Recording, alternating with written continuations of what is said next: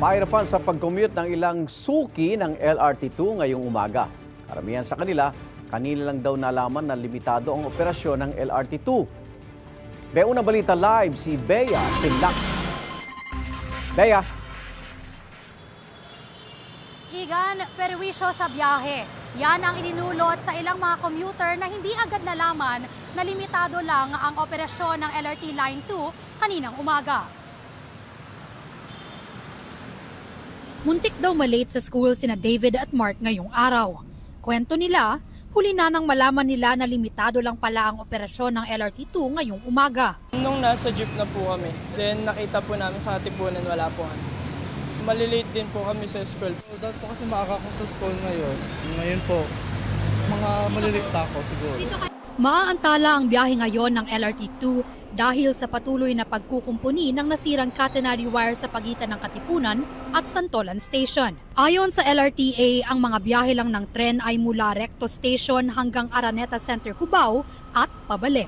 Si Federico naman galing pang Tarlac at nang nakapila na siya sa Araneta Cubao Station, saka lang niya nalaman na limitado lang pala ang biyahe ng LRT2.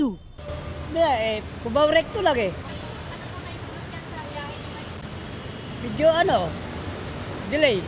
Ang biyahe niya mula rito ngayon na karaniwan ay tumatagal lang ng 15 minutes, aabutin na raw ng 45 minutes ngayon dahil dito. Walang nakapaskil na sign sa entrada ng Araneta Cubao Station sa ngayon, kaya todo paalala ang mga gwardiya sa pila ng mga commuter na Cubao Recto at pabalik lang muna ang biyahe ng LRT2. Dahil sa limitadong operasyon ng LRT2, pahirapan din ang pagsakay ng maraming pasahero sa Marcos Highway sa Antipolo City kaninang madaling araw. Igan, sa ngayon, mas umikli na yung pila ng mga commuter dito sa Araneta Center, Cubao Station kumpara kaninang madaling araw. Samantala, mag-aalas 7 ng umaga, inanunsyo ng LRTA na back to full line operations na sa LRT2 matapos nga isagawa ang kanilang repair. At yan ang unang balita mula rito sa Quezon City. Bea Pinlac para sa GMA Integrated News. Igan, mauna ka sa mga balita. Mag-subscribe sa GMA Integrated News sa YouTube. Sa mga kapuso abroad, subaybayan nyo kami sa GMA Pinoy TV at sa www.gmanews.tv.